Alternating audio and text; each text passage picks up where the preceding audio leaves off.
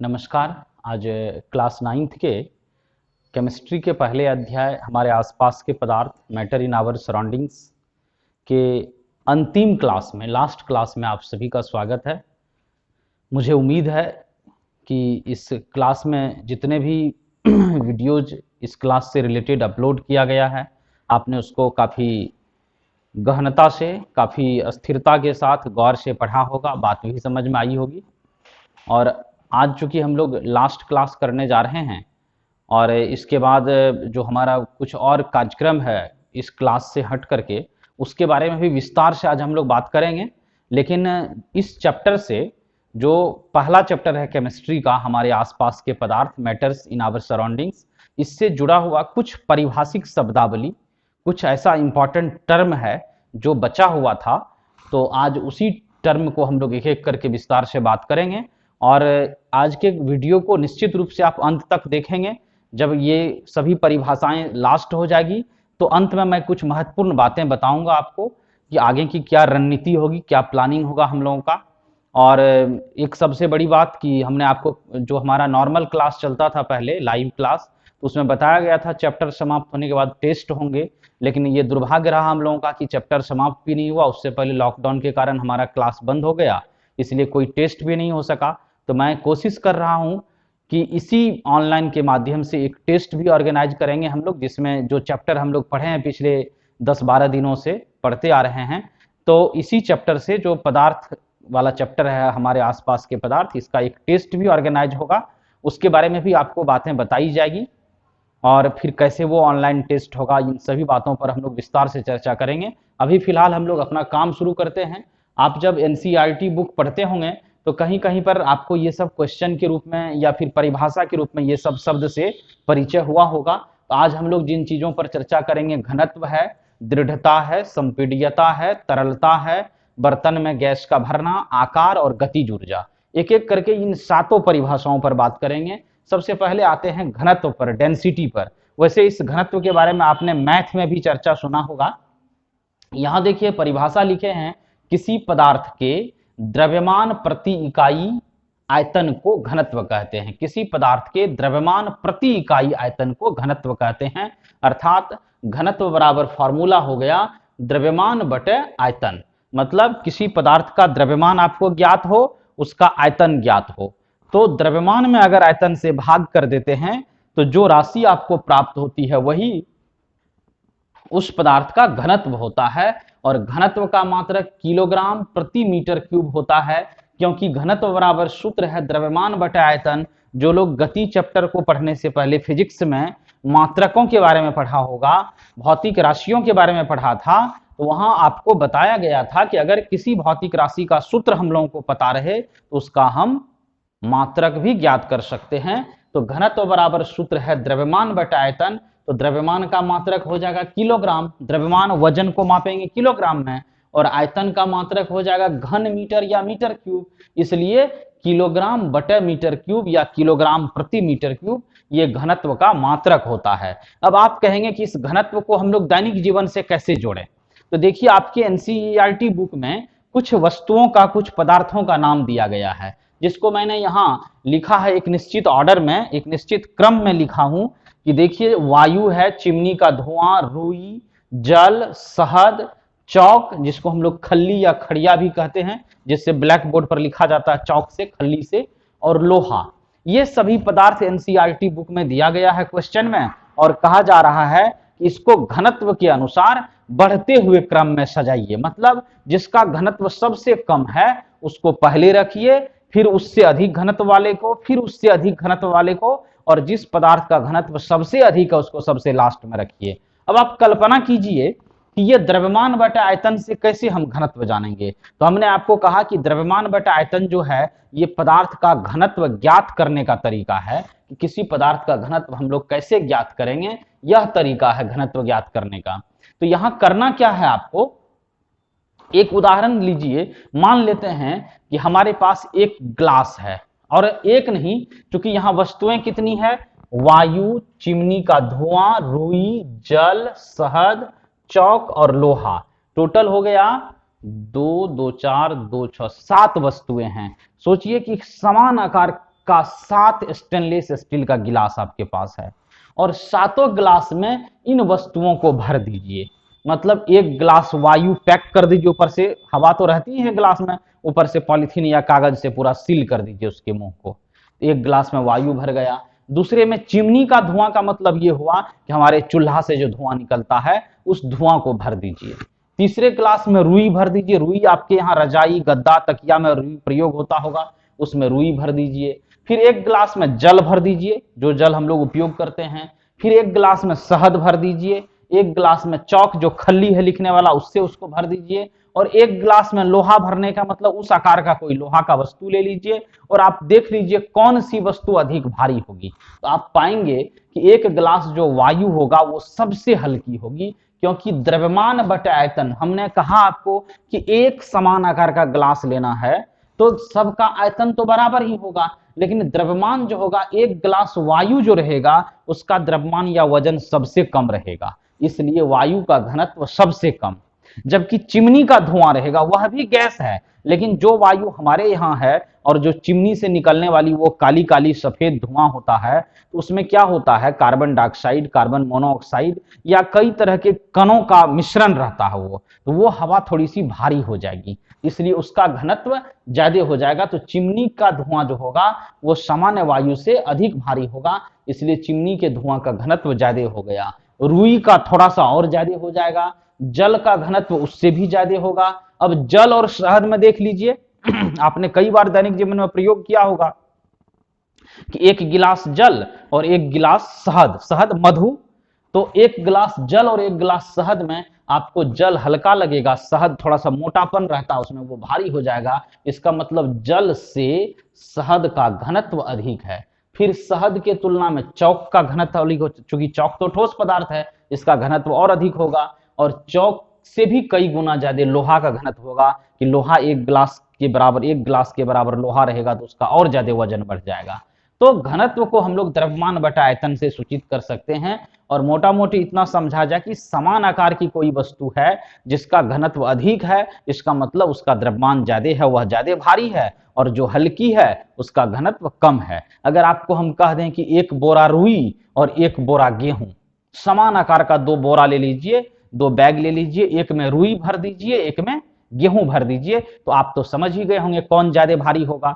सीधी सी बात है, जो गेहूं वाला बोरा होगा वो ज्यादा भारी होगा। इसका मतलब रुई से गेहूं का घनत्व अधिक है, क्योंकि दोनों समान आकार का बोरा है तो आयतन तो दोनों का बराबर होगा, रुई का भी और गेहूं का भी, लेकिन द्रव्यमान वजन रुई का कम होगा और गेहूं का अधिक होगा। तो कम द्रव्यमान में आयतन से भाग दीजिएगा तो उसका टोटल वैल्यू कम हो जाएगा, जबकि गेहूं का द्रव्यमान अधिक है, उसमें आयतन तो उतना ही होगा जितना रुई का आयतन था, उतना ही गेहूं का आयतन है, क्योंककि समान बोरा में भरे हैं दोनों को।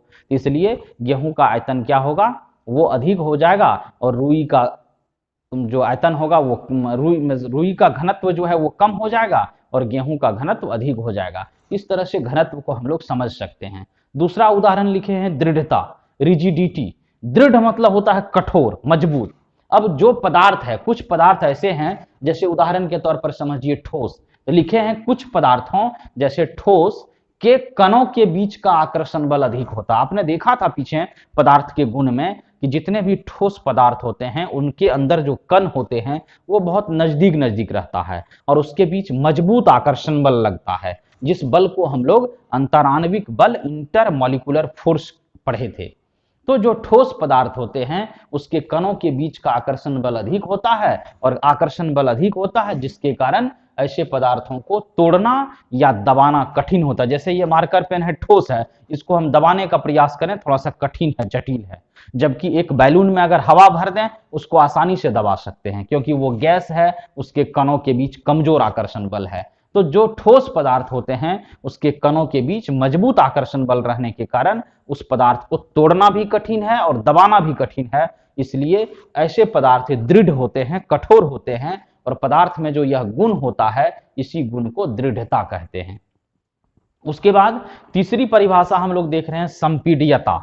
संपीड्यता का मतलब हो गया कि संपीड्यता भी पदार्थ के का ही गुण है कि कुछ पदार्थों जैसे गैस, वहां ठोस की चर्चा की, यहां गैस, अब गैस के कणों के बीच कमजोर आकर्षण बल लगता है, ठोस के कणों के बीच मजबूत आकर्षण बल, और गैस के कणों के बीच कमजोर आकर्षण बल लगता है, जिसके कारण क्या होता है, गैसों को आप आसानी से दबा सकते हैं, उच्च दाब पर आसानी से दबा सकते हैं। और गैस के इसी गुण को या पदार्थ के इसी गुण को संपीड्यता कहते हैं। आपने बैलून खरीदा होगा कभी बाजार में या मेला में, तो उसको हम लोग मनचाहे रूप में मोड़ सोड़ देते हैं, जैसे मोड़ना हो, जिस आकार का बनाना हो बना लेते हैं, क्योंकि उसके भीतर गैस भरी हुई है, वायु भरी हुई है, और वायु की जो संपीड्यता होती है वो सबसे अधिक होती है, द्रव की उससे कम होती है, जबकि ठोस में तो संपीड्यता का गुण होता ही नहीं है। आपको कहेंगे ईंटा को दबाइए, लोहा को दबाइए, मोड़िए, तो दबाना या मोड़ना बहुत मुश्किल हो जाएगा, इसलिए उसमें संपीड्यता का गुण बहुत कम, नगण्य के बराबर होता है।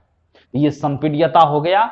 और उसके बाद चौथी परिभाषा है तरलता। तरल के बारे में आपने सुना होगा, आसानी से जो बहने वाले पदार्थ हैं उसको तरल कहते हैं। लिक्विड और फ्लूइड दोनों में फर्क है। लिक्विड को हिंदी में द्रव कहते हैं और तरल को अंग्रेजी में फ्लूइड कहते हैं।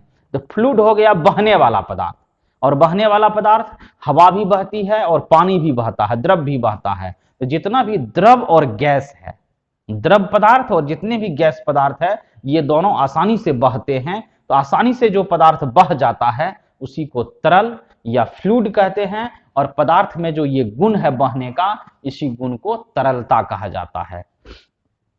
पांचवा है बर्तन में गैस का भरना। आप देखते होंगे हमारे रसोई घर में जो एलपीजी आता है वो मजबूत सिलेंडर में भरा रहता है। अब सोचिए अगर सिलेंडर में गैस नहीं भरा होता तो क्या होता।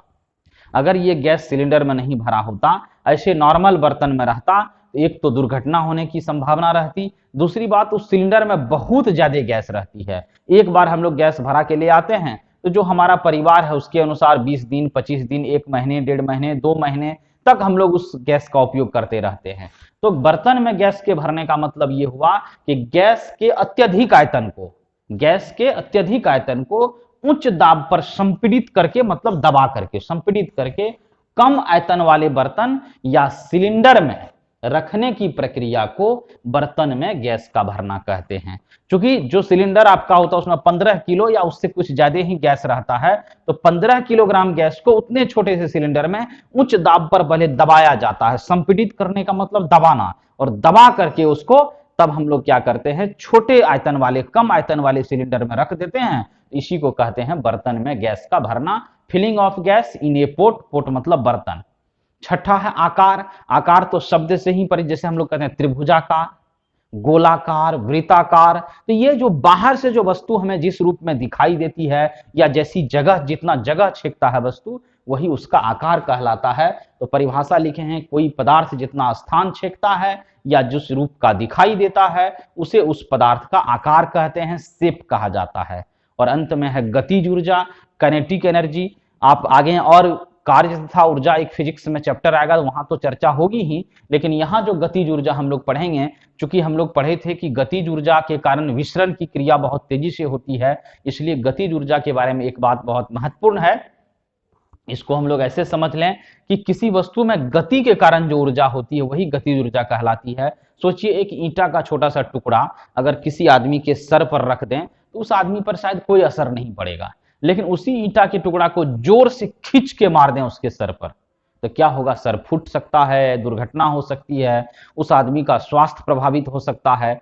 तो उस ईंटा के टुकड़ा को जब स्थिर से रख दिए थे तो कुछ नहीं हुआ, लेकिन जब उसको जोर से फेंकते हैं या मारते हैं किसी के सर पर तो बहुत कुछ हो सकता है। तो ये उस ईंटे के टुकड़े में जब गति आई तो उस गति के कारण कार्य करने की क्षमता या ऊर्जा उत्पन्न हो गई। तो किसी वस्तु में उसकी गति के कारण उत्पन्न ऊर्जा को गतिज ऊर्जा कहते हैं, काइनेटिक एनर्जी कहते हैं। ये कुछ महत्वपूर्ण परिभाषाएं थी जिस पर हम लोगों ने अभी चर्चा किया। अब कुछ और बातें जो हम आपसे शेयर करना चाहेंगे, क्योंकि ये केमिस्ट्री का पहला चैप्टर हम लोगों का लास्ट कर गया। अब चैप्टर लास्ट हो गया, हमने कुछ क्वेश्चन आंसर को भी बीच बीच में हल करने का प्रयास किया था, और उसमें किए भी कि पढ़ाने के क्रम में ही बहुत सारे क्वेश्चन का आंसर चला गया आपके पास। अब जो लोग इस वीडियो को ठीक से सीरियल नहीं देख पाए हैं, मैं आज पुनः उनसे रिक्वेस्ट करूंगा कि आप घर में बैठ करके जो सरकार का लॉकडाउन का नियम है उसका सख्ती से पालन कीजिए, घर में रहिए, और जो समय बचता है आपके पास उसका सदुपयोग कीजिए। और सदुपयोग करते हुए आप तैयारी को भी आगे बढ़ाइए, क्योंकि जैसे स्थिति फिर सामान्य होगी तो हम लोगों के पास समय उतना ही रहेगा। ऐसा नहीं है कि इस बार का साल जो है 16, 17, 18 महीने का होने वाला है, क्योंकि हम लोगों का साल वही रहेगा, सेशन भी वही रहेगा। इसलिए आपसे ये रिक्वेस्ट है कि आप घर में अधिक से अधिक समय का उपयोग कीजिए, पढ़िए। और जो चैप्टर हमारा लास्ट हुआ है, अब चैप्टर के लास्ट में, चूंकि हमने शुरू में आपको बताया था इस क्लास के आरंभ में कि हम लोग कुछ बातें करेंगे टेस्ट के बारे में, तो आपका एक टेस्ट ऑर्गेनाइज करने जा रहे हैं, और उस टेस्ट का क्या पैटर्न होगा, क्या परिपाटी होगी, अब हम इसी पर बात करेंगे। और सबसे पहले आप इस बात को ध्यान से सुनिए कि जो टेस्ट होगा वो ऑनलाइन माध्यम से होगा, और ये ऑनलाइन माध्यम से जो आपका टेस्ट होने वाला है, इसके लिए जो कुछ महत्वपूर्ण बात है कि इस टेस्ट के लिए आपको रिवीजन की आवश्यकता होगी। हो सकता है कुछ कंफ्यूजन भी होगा आपके पास, तो मैं उन सभी मुद्दों पर बारी बारी से बात करता हूं।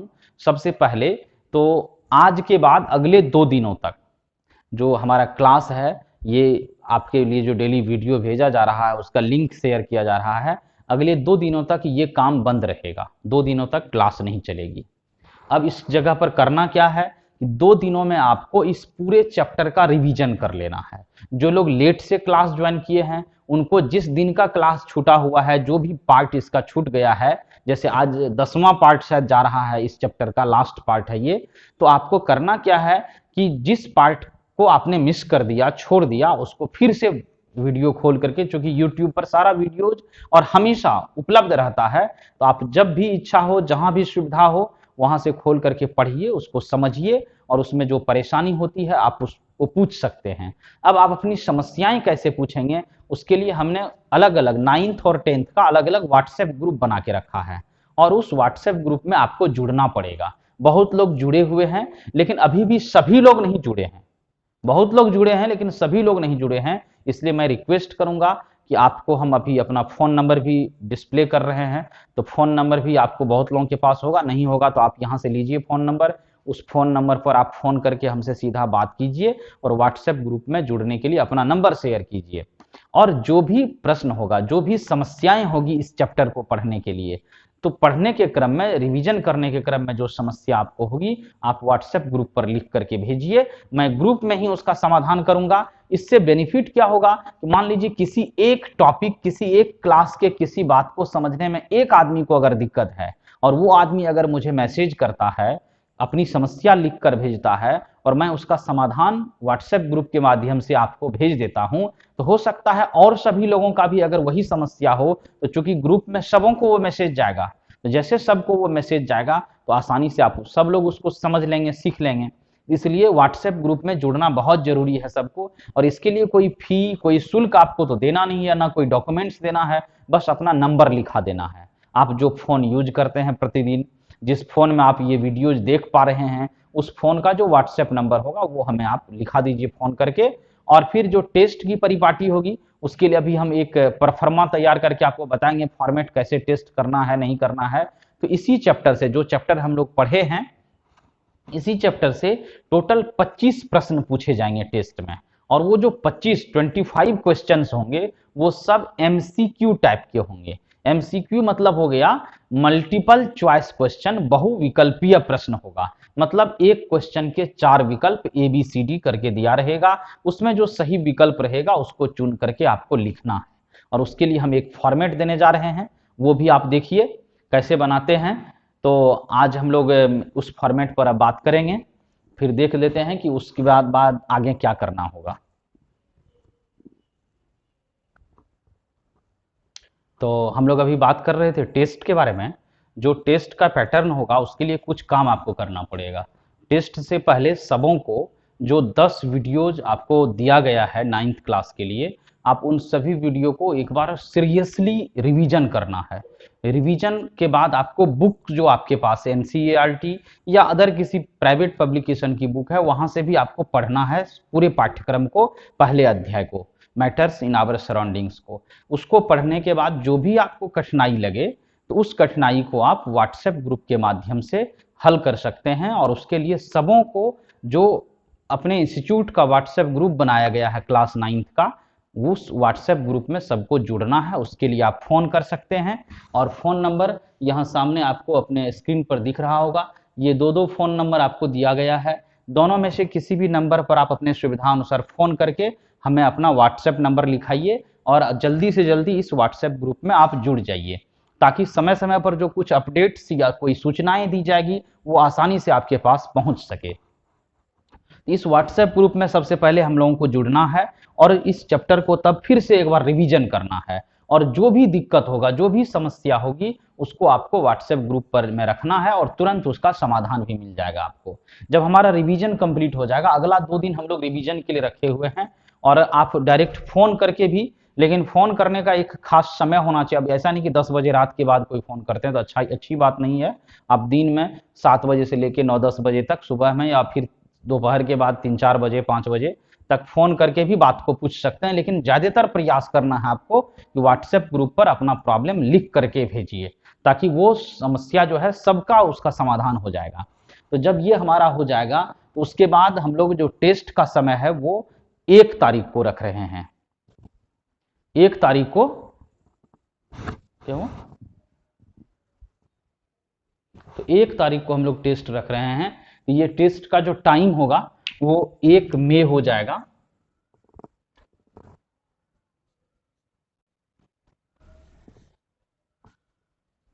टेस्ट डेट ये हो गया आपका 1 मई,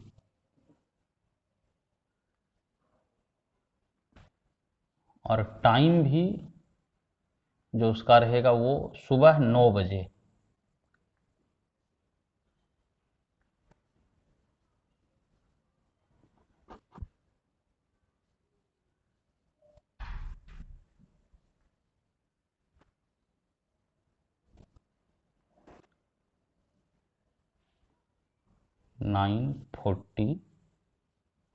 AM।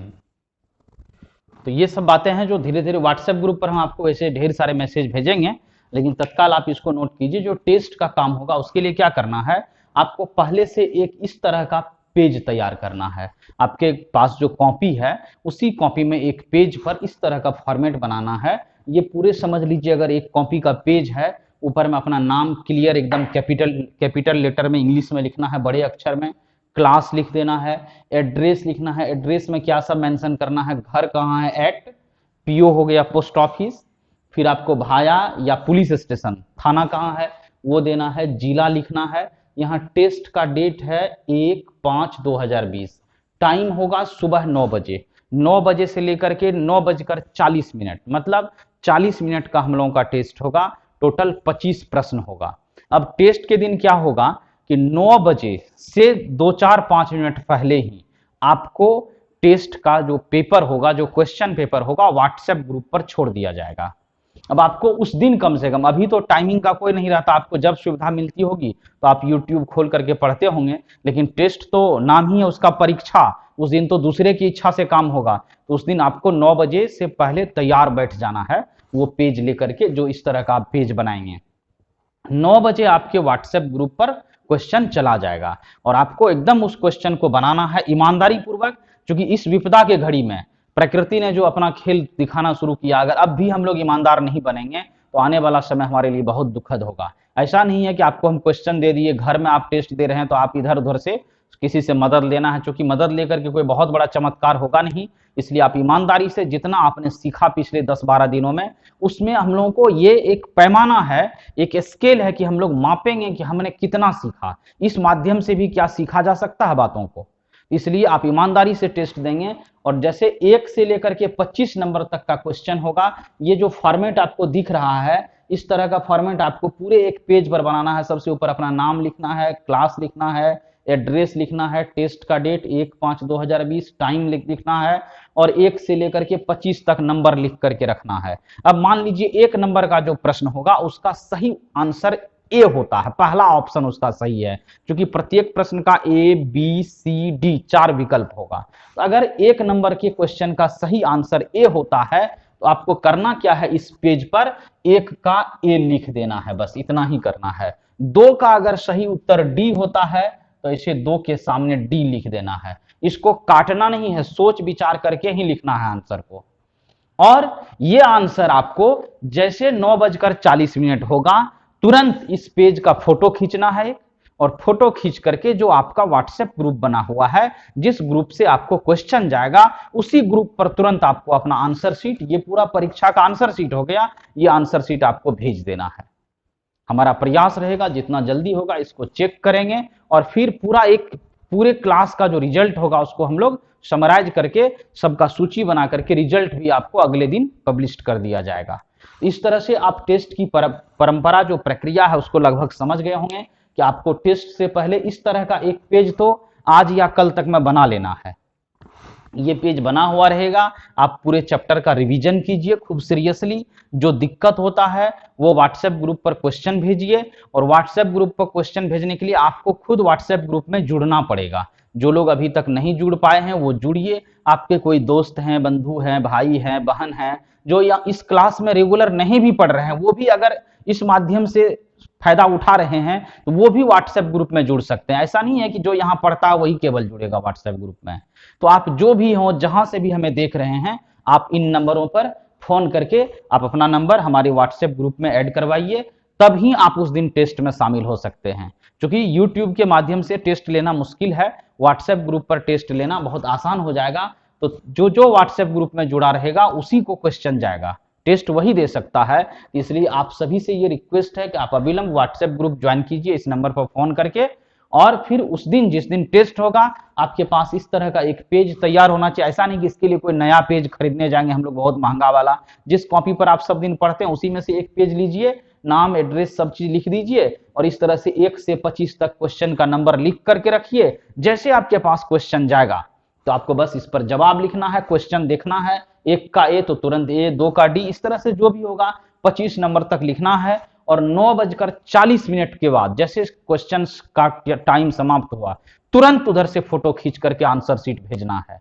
अब मान लीजिए कि हम लोग प्रयास कर रहे हैं कि दोनों क्लास में 9th और 10th में जो टॉप 10 स्टूडेंट होंगे, ऊपर से जो 10 स्टूडेंट होगा उसको कुछ रिवार्ड भी देंगे। जब हम लोग फिर हमारी क्लासेज खुलेगी, हम लोग मिलेंगे तो आपका प्राइज रखा रहेगा, मिलने के बाद फिर प्राइज वितरण भी होगा। अभी तो इस माध्यम से प्राइज पहुंचा भी नहीं सकते आपके पास। तो उसमें क्या होगा कि जो टॉप 10 स्टूडेंट होगा उसको हम लोग प्राइज देंगे, लेकिन वो टॉप 10 कौन होगा, हो सकता है कोई आदमी अगले दिन आप भेजेंगे, तो अगले दिन भेजने वाला जो इनका पहले आ जाएगा और पहले आने वाले में जो टॉप करेगा वही होगा टॉपर स्टूडेंट। जैसे मान लीजिए कि 25 क्वेश्चन है, 25 मार्क का क्वेश्चन है और 2 स्टूडेंट को 25-25 आ गया, 25-25 आ गया, सेम मार्क्स है, लेकिन उस दोनों में तो हम देखेंगे कि हमारे पास पहले किसका जवाब आया है, जिसका जवाब पहले आएगा वो पहले प्राइज का हकदार होगा। इस तरह से आपके अंदर एक प्रतिभा जो दबी हुई थी उसको हमने प्रतियोगिता के द्वारा जगाने का भी प्रयास किया है। तो मुझे उम्मीद है ये प्रयास, इसमें चूंकि आप भी मदद करेंगे तभी हमारा प्रयास सफल होगा और आपके भलाई के लिए, आपके बेहतरी के लिए ही ये प्रयास किया जा रहा है। एक बार मैं पुनः आपसे रिक्वेस्ट करता हूं कि जो लोग अभी तक व्हाट्सएप ग्रुप में अपना नंबर नहीं जुड़वा पाए हैं वो जितना जल्दी हो सके इन नंबरों पर फोन करके आप अविलंब जुड़ें। और हो सकता है आपका कोई और दोस्त मित्र होगा जो इच्छुक होगा, जो आपका एक आध क्लास देखा होगा और वो भी इच्छुक होगा, तो वो भी अपना नंबर ऐड करवा सकता है। तो अधिक से अधिक लोग नंबर ऐड करवाइए और टेस्ट में शामिल होइए। फिर टेस्ट के बाद जो अगला वीडियो हमारा होगा वो 2 तारीख को अपलोड किया जाएगा या व्हाट्सएप ग्रुप के माध्यम से आपको सूचना दी जाएगी कि कौन सा चैप्टर हम लोग पढ़ेंगे, कैसे शुरू होगा। ये क्लास अनवरत जारी रहेगा, लेकिन 2 दिन का बीच में ब्रेक हम लोग रिवीजन के लिए ले रहे हैं और कंफ्यूजन दूर करने के लिए ले रहे हैं। तो अब मुझे उम्मीद है कि सारी बात आपको समझ में आ गई होगी। आप घर में जाकर के तैयारी कीजिए और टेस्ट के लिए खूब बढ़िया से तैयार होइए। हमारी शुभकामना है। सबको बेस्ट ऑफ लक।